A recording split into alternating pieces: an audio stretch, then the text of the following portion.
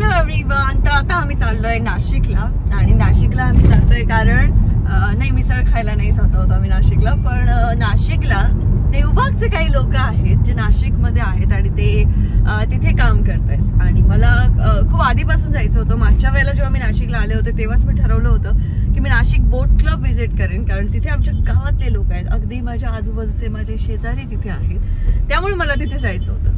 तर ह्या वेळेला विचार केला की तसंही खूप हेक्टिक झालं सगळं, काम काम काम सतत काम, तर जवळ कुठे जाऊ शकते तर नाशिकला जाऊ शकते मुंबईतून, म्हणून आम्ही 2 दिवसाचा प्लॅन केला आणि आता आम्ही बोट क्लबला निघालोय.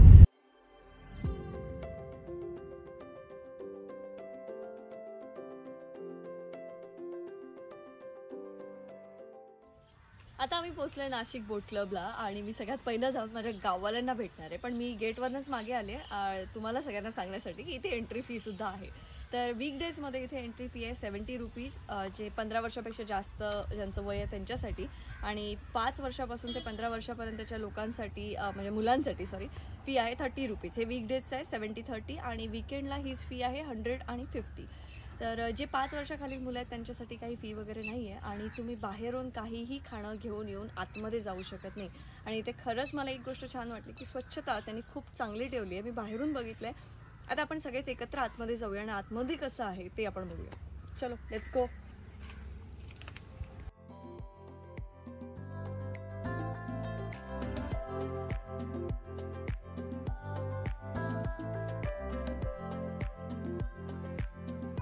तर आता आपण आहोत बोट क्लबच्या एंट्री गेटवरती आणि इथे तुम्हाला हे सगळे रेट्स तर लिहिलेलेच आहेत, पण ह्याचं तिकीट तुम्हाला जे काही आहे ते आतमध्ये घ्यायचं आहे.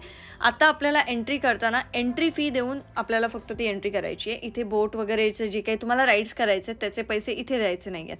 तर इथे तिकीट एंट्रीसाठी जे मी तुम्हाला सांगितलं 70-30 100-50 इथे लाईन असते, ते पे करून तुम्ही आतमध्ये एंट्री करू शकता. तर आता आपण मेन गेटमधून आतमध्ये आलो आहे आणि आपण आता मस्त इथे बघूया काय काय आहे.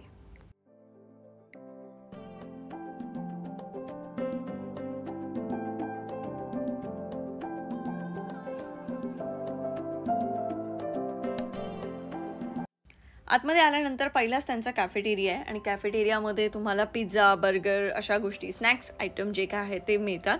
इथले रेट्ससुद्धा बऱ्यापैकी रिजनेबल आहेत, असं काही महाग वगैरे काही नाही आहे. आणि इथे समोर बसून तुम्ही मस्त ते स्नॅक्स सगळं खाऊ शकता आणि मजा करू शकता.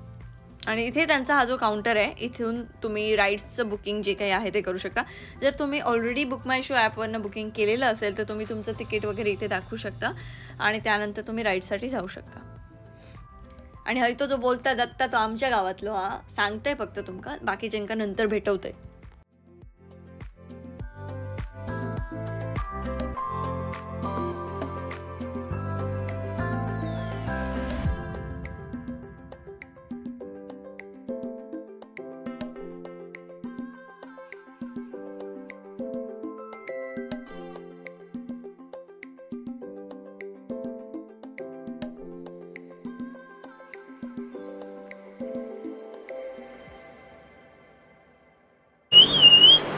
देवबाग से है वो.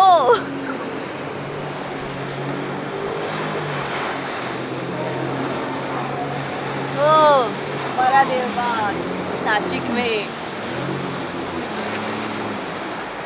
बड़ा हेवी ड्रायव्हर आहे भाई. इथे एक गोष्ट नोटीस केली गेली ती म्हणजे शिस्त, आणि सगळ्या गोष्टी ह्या त्या त्या जागेवरती व्यवस्थित ठेवलेल्या आहेत. असं कुठेही पडलेल्या नाही आहेत की गव्हर्नमेंटचं आहे बाबा वापरूया किंवा असंच टाकून देऊया. सगळ्या गोष्टी अगदी जागेवरती, आणि जसं तुम्हाला हवं आहे तसं तुमच्या साईजचं लाईफ जॅकेट दिलं जातं. लाईफ जॅकेट घातल्यानंतरच तुम्हाला, म्हणजे जे पर्यटक येतात किंवा जे आपण असंच टुरिस्ट जातोय त्यांना जेटीवरती एंट्री मिळते. तिथे MTDCचा स्टाफ असतो जो तुम्हाला भरपूर मदत करतो. अगदी तुम्हाला फोटो काढायचे असतील तरीसुद्धा ते मदत करतात, की असं नाही की आता आम्ही सगळेच जाणार आहोत बोटिंगसाठी वगैरे तर आमचा फोटो कोण काढणार.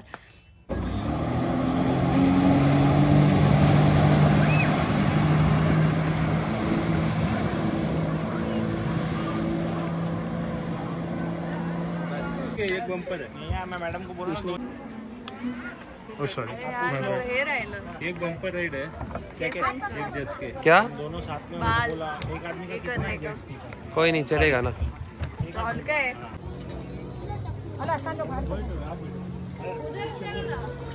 मैं जूते पहना हूँ रे. निकालने तो पड़ेंगे, इसमें जा रहे हैं हम. अभी नहीं जा रहे, टाइम है. नाही अभी जाएंगे. जर तुम्हाला कयाकिंग वगैरे करायचं असेल तर त्यासाठी सुद्धा व्यवस्थित गाईड केलं जातं की काय कसं करायचं आहे. एवढी हिंमत माझ्यामध्ये नाही, कारण मी पाण्याला भरपूर घाबरते, त्यामुळे मी ही रिस्क घेतलेली नाही.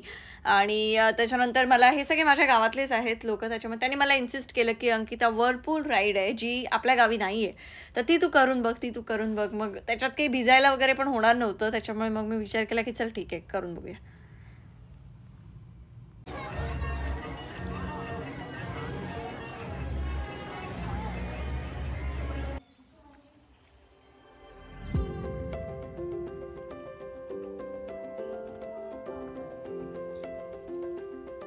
बैठ जा.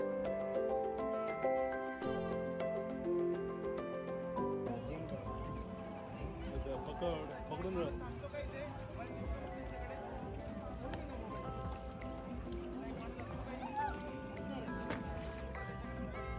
अरे यार एका बाजूला झालं यार.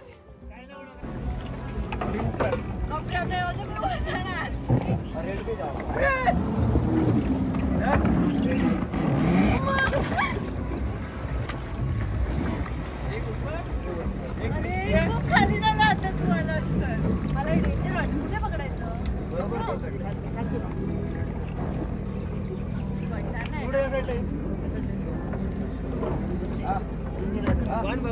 चलो कम्फर्टेबल कुठे भेटत तुला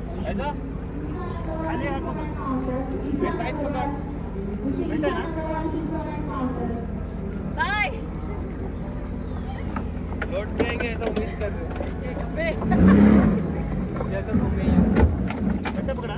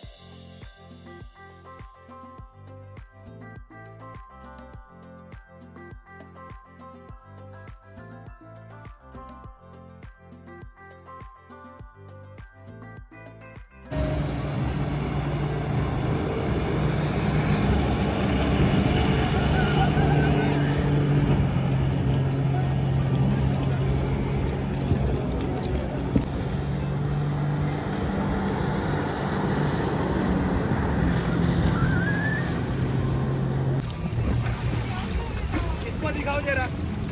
हाँ हाँ हाँ.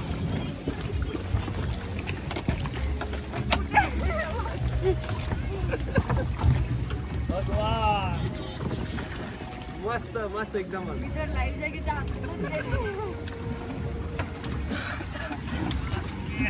तर मला काही बोलायची गरज नाही, जे काही झालं ते तुम्ही सगळ्यांनी बघितलंच. पण छान होती राईड, म्हणजे मला छान वाटलं, मजा आली.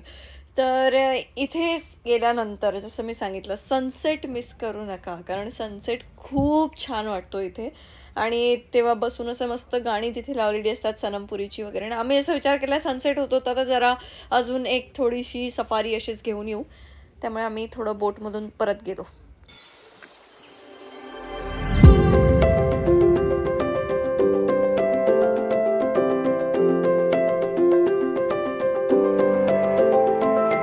बांधले गेले ते पूर्णपणे मातीच्या याचं डॅम बांधलेलं आहे. जे आपण म्हणतो ना नाशिकमध्ये जे मातीचे डोर डॅमचे डोर आहेत, जे 9 डोर आहे तिथे, ते टोटली पूर्णपणे 100% डॅम जेव्हा भरलं जातं त्यावेळी ते ओपन केले जातात.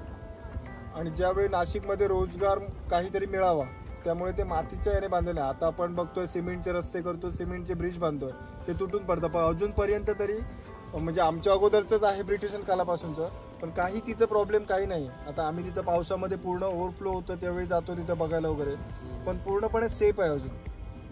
इथं समोरून जी आपली गोदावरी नदी जी आली आहे त्याचं पाणी याला कनेक्टिंग झालेलं आहे, त्याच्यामुळे हे गोडं पाणी आहे. कस्टेपी डॅमपासून जे पावसाचं पाणी साठा केला जातो या डॅमला सोडला जातो. गंगापूर डॅम म्हणून जे ओळखलं जातं ते हे आहे. आणि हे डॅमचं पाणी पूर्ण नाशिकमध्ये फिल्टरेशन करून पिण्यासाठी वापरलं जातं. म्हणजे याचा फिल्टरेशन पंप आहे जो पुढे आहे तिथं फिल्टरेशन पंप म्हणजे पाणी पूर्ण फिल्ड होऊन जातं तिथे. सुला, सोमा, आर्य, यॉर्क वगैरे जे समोर बिल्डिंग्स आहेत तिकडे आपण जाऊ थोडं पुढे.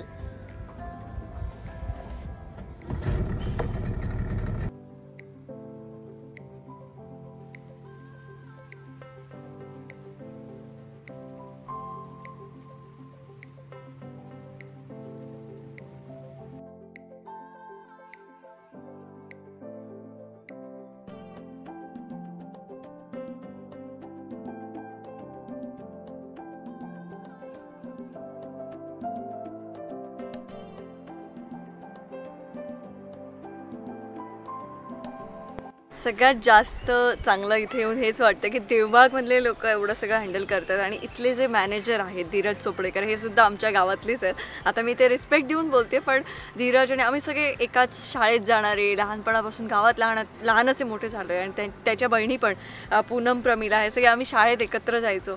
आणि इथे येऊन त्याला असं सगळं मॅनेज करताना बघून सगळ्यात जास्त मला खूप छान वाटतं आहे. आणि मला स्पेशली माझ्या गावातल्या लोकांना सांगायचं की आपल्या गावातली मुलं बाहेर येऊन काय करतायत हे तुम्हाला खरंच माहिती नाही आहे. मी स्वतः इथे येऊन जेव्हा बघितलं तेव्हा मला कळतंय. तर आता मला सगळ्यांना धीरज काय करतो ते दाखवायला आवडेल. तर आपण धीरजकडे पहिलं जाऊया. खरं तर मला तुला ह्या चेअरवरती बघून खूप चांगलं वाटलं. म्हणजे लहानपणापासून आपण एकमेकांना बघतो असं आणि एकदम असं चेअरवरती तू आहेस म्हणजे भरून येते खरं तर मला. म्हणजे विषयच नाही असं. नेहा कक्कर नंतर जर रडण्यात कोणाचा नंबर लागत असत तर तो माझो, त्याच्यामुळे तो असं होतं. पण लहानपणापासून आम्ही गरिबी बघितली आणि त्याच्यानंतर आता ह्या मुद्द्यावरती तो पोचलो होता बघून मग भरा निला. हां, तर धीरजला इथे बघून मला खरंच चांगलं वाटलं. आणि मला भरून यासाठी आलं की मला असं गावातली मुलं आमच्या पुढे अशा ठिकाणी जाऊन म्हणजे एवढं सगळं तो हँडल करतोय. खरं तर तू इथे केव्हा आलास त्याच्याबद्दल आणि तुझा इथला प्रवास याच्याबद्दल आधी तू सांग, म्हणजे लोकांनी गावातल्या आपल्या लोकांना कळू दे की तू इथे येऊन काय करतोयस. ओके, पहिल्यांदा आधी तुझं इथे स्वागत करतो. कारण गावातलं कोणतरी पहिल्यांदाच आमच्या इथे आलंय आणि त्याचा आम्हाला खूप आनंद होतोय. आम्हाला पण भरपूर वाटतं की कोणतरी आलं पाहिजे, आम्ही काय करतोय ते बघलं पाहिजे. आणि आता तुझ्या माध्यमातून तर आता पूर्ण कोकणातच सगळ्यांना माहिती होणार की आम्ही नक्की काय करतोय इकडे ते. माझा पहिला प्रवास म्हणजे मी 2012ला MTDCला जॉईन झालो, तिथे ॲज अ बोट मास्टर म्हणून, ॲज अ स्टाफ म्हणून. कुठे जे आपलं MTDC स्कुबा डायव्हिंग सेंटर आहे तिकडे. मी ॲक्च्युली प्रोफेशनली MMBचं सेकंड क्लास बोट मास्टर आहे, म्हणजे ज्या बोटी चालवतात तर त्या याच्यावर म्हणून माझी पहिली मी तिथे जॉईन झालो ॲज अ बोट मास्टर म्हणून. मग तिथे मी 5 वर्ष बोट चालवायचं काम केलं, एक कर्मचारी म्हणून, स्टाफ म्हणून. आणि तुला माहिती आहे आपली कोकणी माणसं त्या याच्यात खूप आपण हे असतो की जिथे आपण काम करतो तिथे आपण नाव कमवतो आणि लॉयल असतो आपण त्या कामाबद्दल. आणि त्याचीच कुठेतरी पोच पावती म्हणून आज मी हा ज्या खुर्चीवर बसलोय ती माझी पोच पावती, म्हणजे जे मी काम केलं तिकडे त्याचंच मला कुठेतरी एक बक्षीस आहे असं मिळालेलं आहे. तिकडे 2014 पासून ते जवळपास 18 पर्यंत 4 वर्षाचा एक्सपिरियन्स घेतला आणि महाराष्ट्र मेरीटाईम बोर्डची पुढची एक्झाम दिली. अपग्रेड केलं की फर्स्ट क्लास बोट मास्टर. फर्स्ट क्लास बोट मास्टर म्हणजे समुद्रामध्ये एनी लेंथ पॉवरची, म्हणजे कुठल्या कितीही लांबीची आणि कुठच्याही पॉवरची बोट मी चालू शकतो असं माझ्याकडे सर्टिफिकेशन आहे.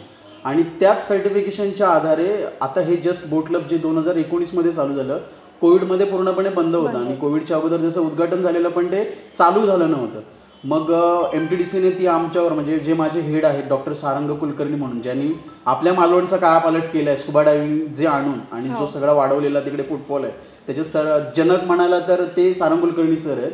तर त्यांनी ती जबाबदारी माझ्यावर टाकली. आम्ही टीम पूर्ण तिकडची आलेलो, जी आपली स्कुबा डायव्हिंगची टीम होती. आणि इकडे येऊन सर्वे केला आणि येऊन बघितलं तर पूर्ण सेटअप रेडी होता, फक्त इथे आपला अनुभव वापरून ते चालवायचं होतं. तर 22 डिसेंबर 2020ला ह्याचं ओपनिंग केलं पुन्हा आदित्य साहेबांच्या हस्ते आणि पुन्हा आम्ही लोकांच्या याच्यामध्ये हे सगळं चालू केलं. मग तेव्हा माझ्यावर ही जबाबदारी पडली की मी इथं ॲज अ मॅनेजर म्हणून मी इथे या सीटवर येऊन बसलेलो आहे. तसं आता गावातले किती लोक आहेत इथे? जेव्हा मी इथे मॅनेजर झालो आणि जशी आम्हाला इथे गरज होती माणसांची, कारण माणसं इथे आम्ही लोकल लोकांना पण प्राधान्य जास्त दिले, जवळपास 80% प्राधान्य हे लोकल लोकांनाच आहे. पण कसं आहे, जे बोटी वगैरे आपल्या आहेत त्या चालवण्यासाठी टेक्निकल माणूसच लागतो जे सर्टिफाईड डायव्हर्स आहेत. आणि आमच्या गावातली जवळपास आता 9 मुलं मी इथे आणलेली आहेत, जे जेटस्की ऑपरेटर आहेत, जे पॅरासेलिंग चालवत आहेत, जे अजून बाकीच्या ज्या बोटी आहेत. त्याच्यानंतर माझा सहकारी जो दत्ता आहे तो माझ्या अब्सेन्समध्ये इथे सगळं हँडल करतो, ती त्याच्यावर जबाबदारी टाकलेली आहे. तर 8 ते 9 मुलं आहेत इथे. त्याच्याशिवाय गणपतीपुळ्याला सुद्धा आपली मुलं तिकडे गावातली आहेत, ती जवळपास 4 ते 5 मुलं आहेत तिकडे. आणि माझं तेच एक हे असेल, ध्येय असेल, जेव्हा जेव्हा गरज पडेल इथे माणसांची आणि तशा स्टाफची, तर तेव्हा मी माझ्या पहिला प्राधान्य गावातल्या माझे जे सहकारी असतील किंवा गावातली मुलं असतील त्यांना नक्की देईन. कारण आम्हाला तेव्हा कोणाचा सपोर्ट नाही भेटला, कारण आम्ही एवढं स्ट्रगल केलंय ना, आयुष्यात खूप स्ट्रगल केलंय.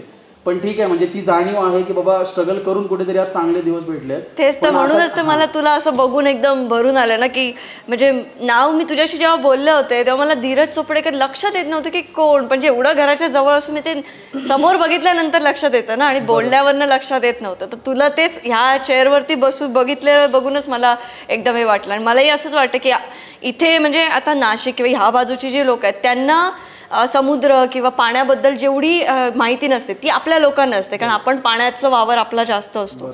त्याच्यामुळे तिकडचे लोक हे इथे येणार, पण 80% स्टाफ हा इकडचा आहेच, त्यामुळे इथल्या लोकांनाही रोजगार मिळतोच आहे. पूर्वी जेव्हा मी शाळेत जायचे, जसं मी सांगितलं, धीरजच्या दोन्ही बहिणी प्रमिला आणि पूनम ह्या 2 जुळ्या बहिणी होत्या आणि त्या मला हात धरून शाळेत घेऊन जायच्या. घरातलं सगळं काम करून ते शाळेत जायच्या आणि तेव्हा मला हात धरून घेऊन जायच्या. मी शाळेत खूप मस्ती करायची म्हणून बाबांनी मला लांबच्या शाळेत घातलं होतं आणि तिथे लांबच्या शाळेत जाताना त्या माझा हात पकडून 2-2 किलोमीटर आम्ही चालत जायचो. बऱ्यापैकी म्हणजे त्यांची गरिबी मी बघितली आणि बाबांनी मला कधी काही सोयीसुविधा दिल्याच नाही, त्याच्यामुळे मी पण गरिबीच बघितल्यासारखी होती आणि मी पण चालत जायचे सगळ्यांसोबत आणि ते सगळं मी एक्सपिरियन्स केलं आहे. आणि त्यामुळे आज जेव्हा धीरजला ह्या चेअरवरती बघितलं तेव्हा त्यामुळे मला भरून आलं की म्हणजे कुठेतरी तेव्हा फक्त मी एकटीच नाही गावातनं बाहेर पडले, असे बरेच जण आहेत जे बाहेर पडलेत आणि जे काहीतरी चांगलं करतायत. कुणाल सकाळी उठलेलास ना, त्याच्यामुळे तुझी झोप झाली नसेल ना, 9:30ला आलास. Hi, good morning. Good morning. Boat club मध्ये तुम्ही झोपायला येता नाशिककर? नाशिकवाले एवढं काम करून घेतलं तू, त्याची झोप नाही झाली बिचाराची. बोट क्लब मध्ये येऊन झोपतोय, तरी अर्धा तास लेट होता.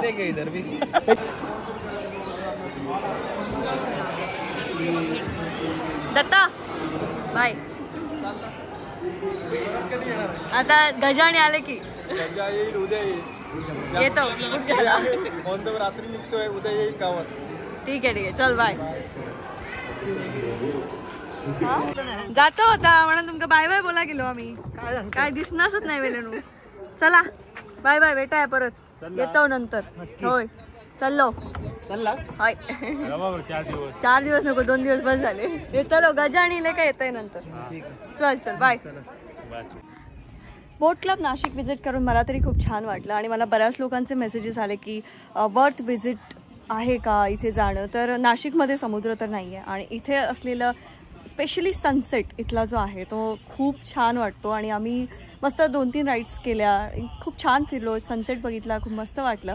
तर इथे एक समोर बोट आहे, मी तुम्हाला दाखवते. ही तुम्ही बुक करू शकता फॅमिलीसाठी. ह्याचे चार्जेस जे काही आहेत ते मी डिस्क्रिप्शनमध्ये पण मेन्शन केलेत आणि फर्स्ट ह्याच्यामध्ये पण जी मी दाखवलं आहे सगळ्या राईड्सचे चार्जेस, त्याच्यामध्ये तुम्ही याचे चार्जेस बघू शकता. बाकी तुम्ही सगळे देवबागवाल्यांना सुद्धा भेटला असाल. काही ह्याच्यामध्ये देवबागचे बरेच लोक आहेत, थोडे जण नागपूरला गेले होते, कारण नागपूरला सेम असाच प्रोजेक्ट होणार आहे आणि त्याच्यासाठी मुख्यमंत्र्यांची व्हिजिट होती. तिथे सगळे माझे जे मित्र होते आमच्या गावातले ते सगळे तिथे गेले होते, त्यामुळे त्यांच्याशी भेटता नाही आलं. परत नाशिकला येईन तेव्हा त्यांना सगळ्यांना मी नक्की भेटेन. तुम्हाला हा व्हिडिओ कसा वाटला हे मला कमेंट सेक्शनमध्ये सांगायला विसरू नका. आणि जाता जाता एक सांगते की ह्या ज्या राईड्स आहेत ह्या तुम्ही बुक माय शो ॲपवरनं सुद्धा बुक करू शकता, कारण नाहीतर तुम्हाला लाईनमध्ये थांबावं लागतं, विकेंड्सला गर्दी पण असते. तर ती लाईन जर तुम्हाला अवॉइड करायची असेल तर तुम्ही बुक माय शो ॲपवरनं ह्या राईड्स बुक करा आणि मग इथे येऊन त्यांना तुम्ही तिकीट दाखवू शकता. बाकीच्या डिटेल्ससाठी तुम्ही महाराष्ट्र टुरिझमची जी वेबसाईट आहे त्यावरती जाऊन बोट क्लब नाशिक सर्च करू शकता आणि बघू शकता. तर खूप छान मेंटेन केलं आहे, अजिबात कचरा नाही आहे, काही घाण नाही होत. शिस्त खूप चांगली आहे इथे की लाईफ जॅकेट घालूनच जायचं आहे तुम्हाला, काही बाहेरचं खाणं घेऊन यायचं नाही आहे, कचरा टाकायचा नाही आहे. ह्या सगळं हे जे काय आहे धीरज चोपडेकर जे इथले मॅनेजर आहेत देवबागचे आहेत, तर त्याने खूप छान मेंटेन केलं आहे. खूप चांगलं वाटलं मला इथे येऊन. तुम्हाला हा व्लॉग कसा वाटला मला कमेंट सेक्शनमध्ये नक्की सांगा आणि तुम्ही लवकरात लवकर नाशिक बोट क्लब व्हिजिट करायला विसरू नका. Bye bye, see you in next vlog.